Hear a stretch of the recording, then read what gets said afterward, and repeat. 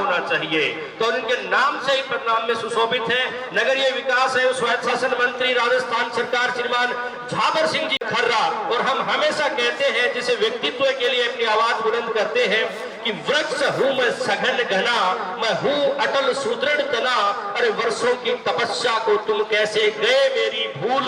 कविताएं नहीं मरा करती एक पन्ने पर लगने से धूल। और जो कहते हैं कि अब खत्म हो गया है इनका शोर, कोई बता दे जाकर उन्हें, ये है प्रारब्ध का नया दौर, ये है प्रारब्ध का नया दौर। एक बार जोरदार तालियों से माननीय मंत्री महोदय अपने वक्तव्य से संबोधित करें। शौर्य, सत्य और भक्ति इस धरा पर आज से लगभग 1400 साल पहले एक ढाणी के रूप में बस्ती बसाने वाले ऐसे झुंझुनू शहर के संस्थापक वीरवर जुझार सिंह जी की आज से 17 साल पहले स्थापित की गई मूर्ति के स्थापना दिवस समारोह को अनवरत रूप से मनाने वाले वीरवर जुझार सिंह स्मृति संस्थान के सभी पदाधिकारियों का और संस्थान के सभी सदस्यों का और विशेष रूप से झुंझुनू की प्रबुद्ध जनता का बहुत बहुत आभार, जिन्होंने इस शहर के संस्थापक को अपनी यादों में समाने के लिए 17 साल पहले मूर्ति का अनावरण करवाया और उसके बाद से लगातार उसका स्थापना दिवस समारोह आयोजित कर रहे हैं। ये भारतीय सभ्यता और संस्कृति का जो मूल मंत्र है उसमें 3 बातें निहित होती हैं: भूतकाल, वर्तमान काल और भविष्य काल। भूतकाल का अर्थ ये होता है कि पूर्व समय में हमारे पूर्वजों ने या समाज के किसी भी श्रेष्ठ व्यक्ति द्वारा कोई अच्छा कार्य किया गया हो, उसे वर्तमान काल में अनवरत रूप से जारी रखने का प्रयास करें।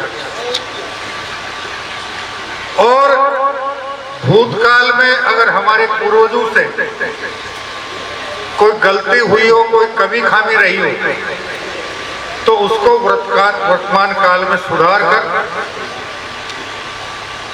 उसे सही करना और आने वाली पीढ़ी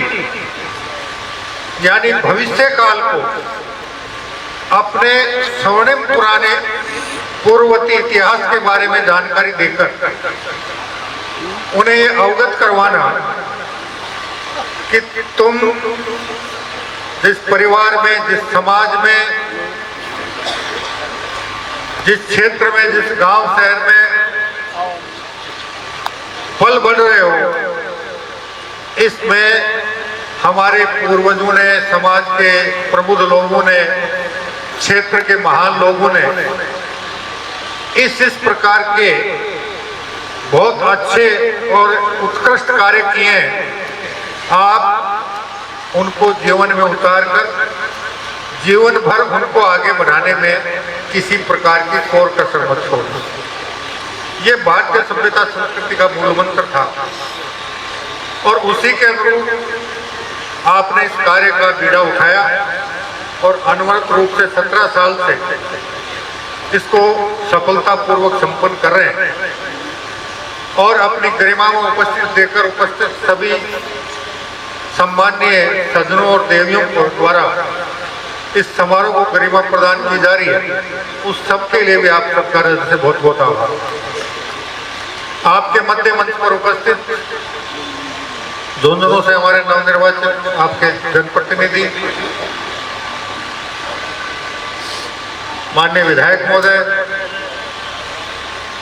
माननीय जिला प्रमुख महोदय, उदयपुर वार्ड के पूर्व माननीय विधायक महोदय, चिड़ावा के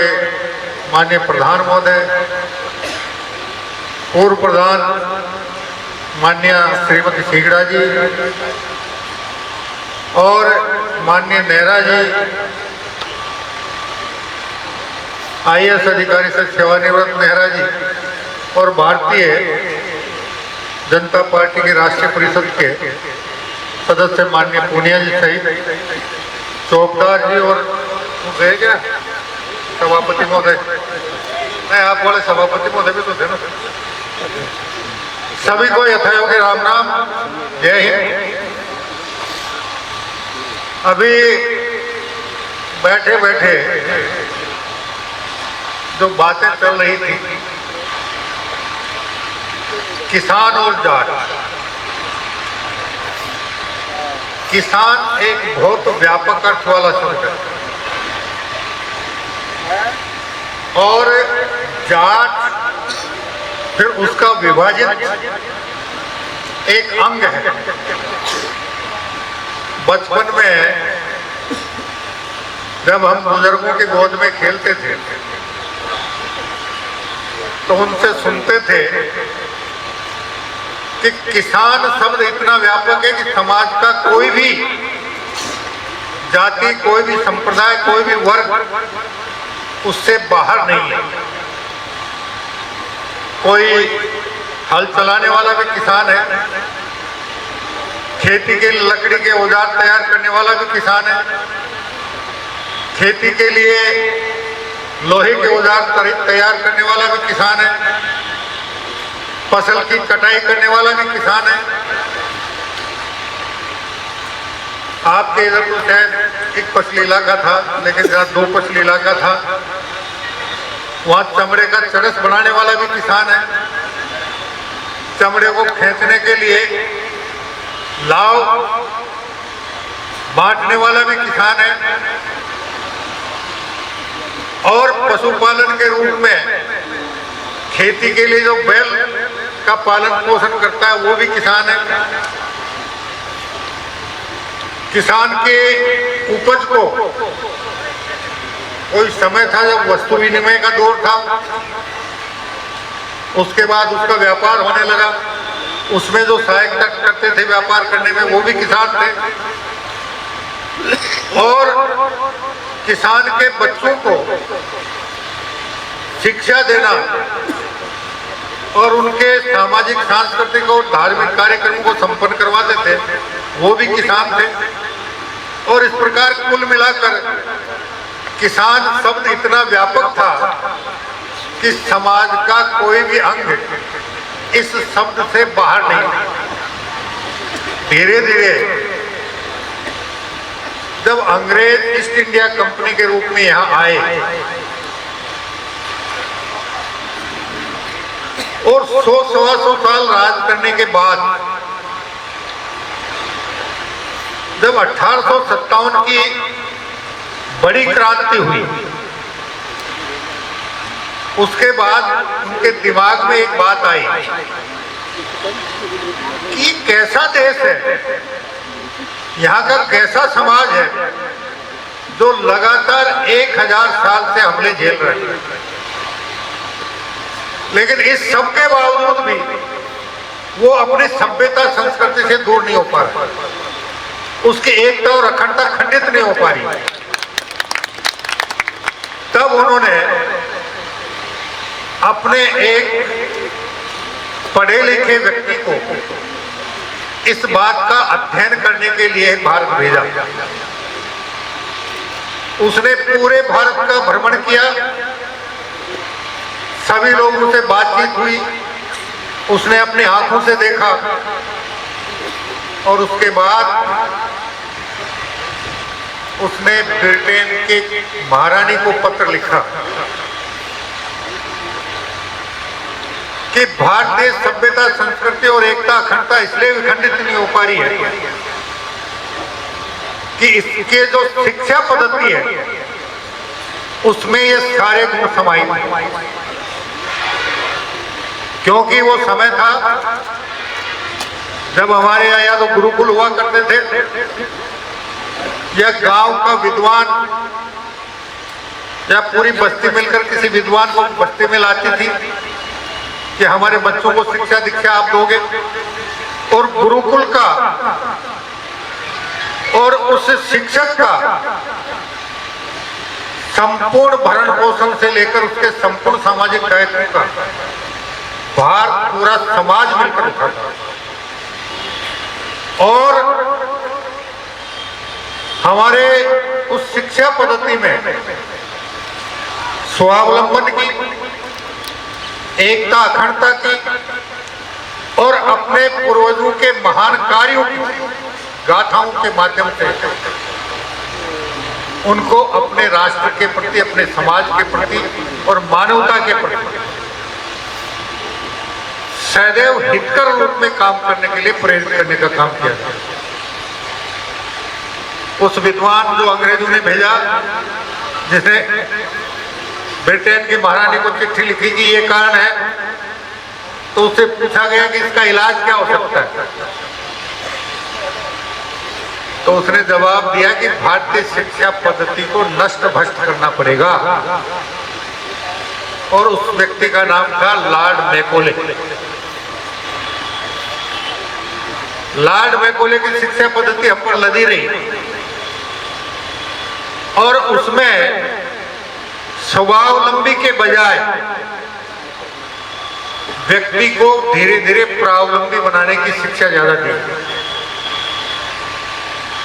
सौभाग्य इस राष्ट्र का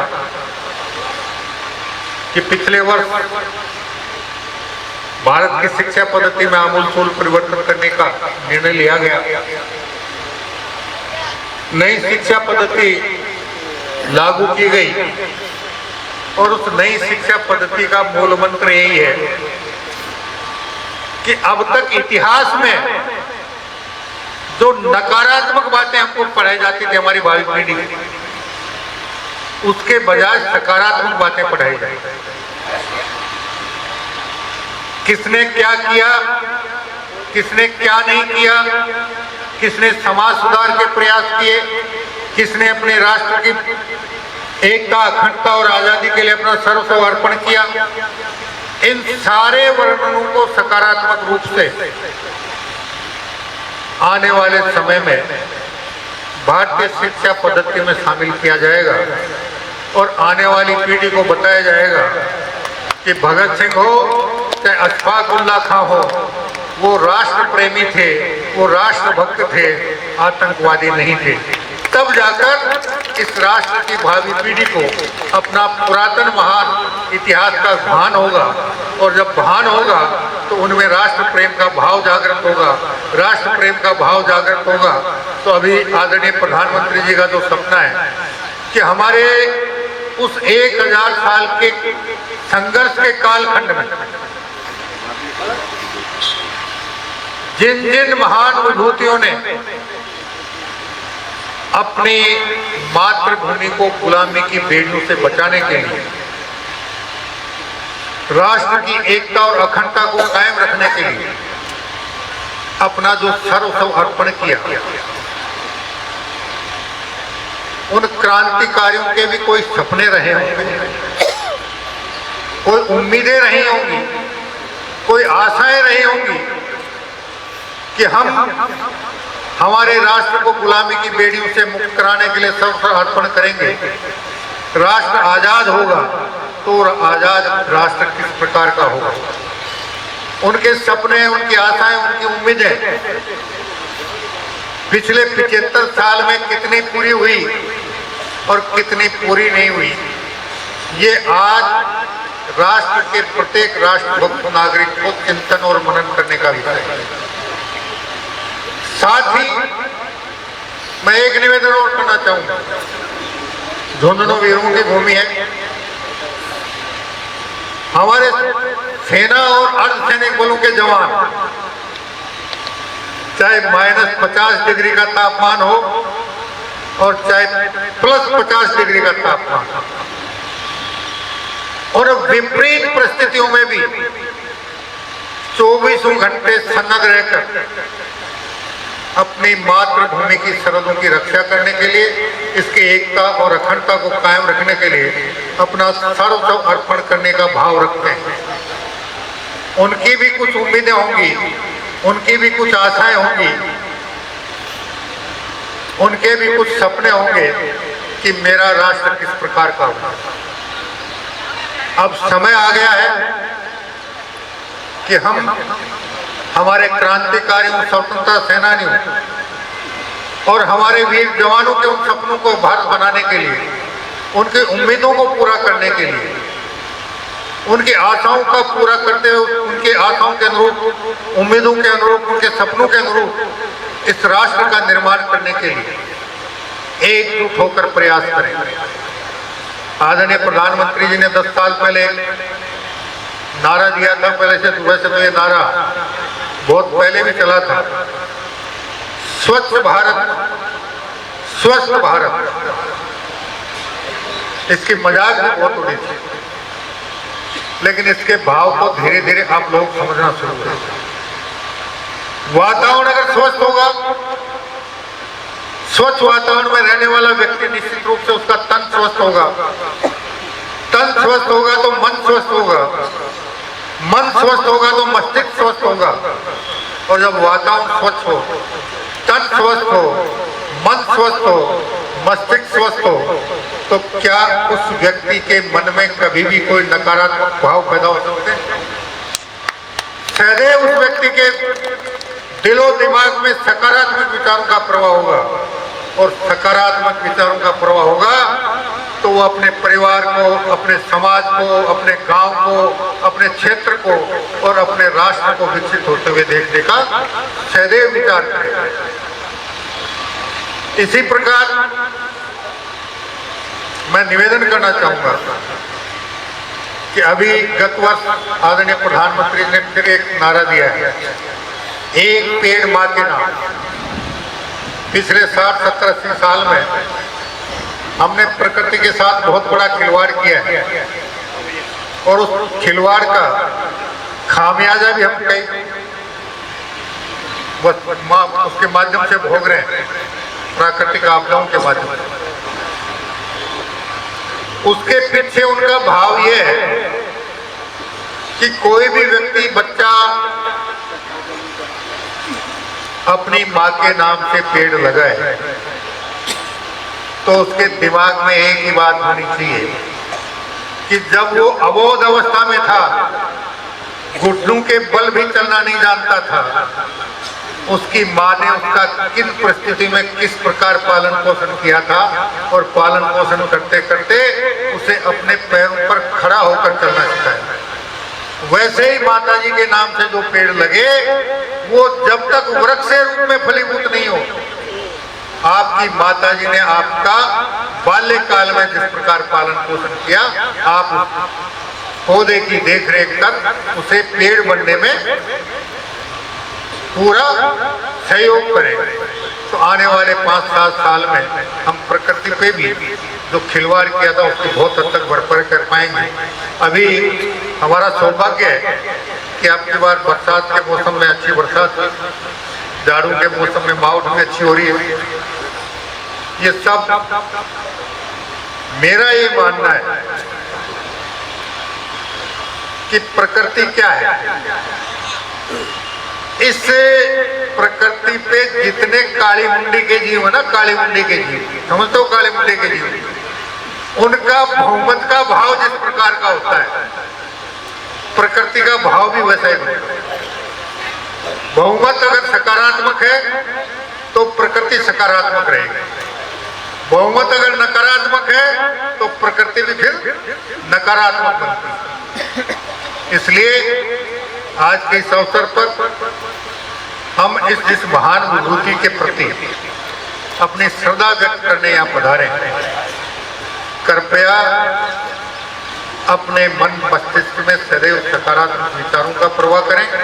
और जैसा मैंने निवेदन किया कि हमारे महान क्रांतिकारियों, स्वतंत्रता सेनानियों और सीमा पर शहादत देने वाले जवानों के सपनों को पूरा करने के लिए इस राष्ट्र को आज़ादी के 100 साल पूरे होने से पहले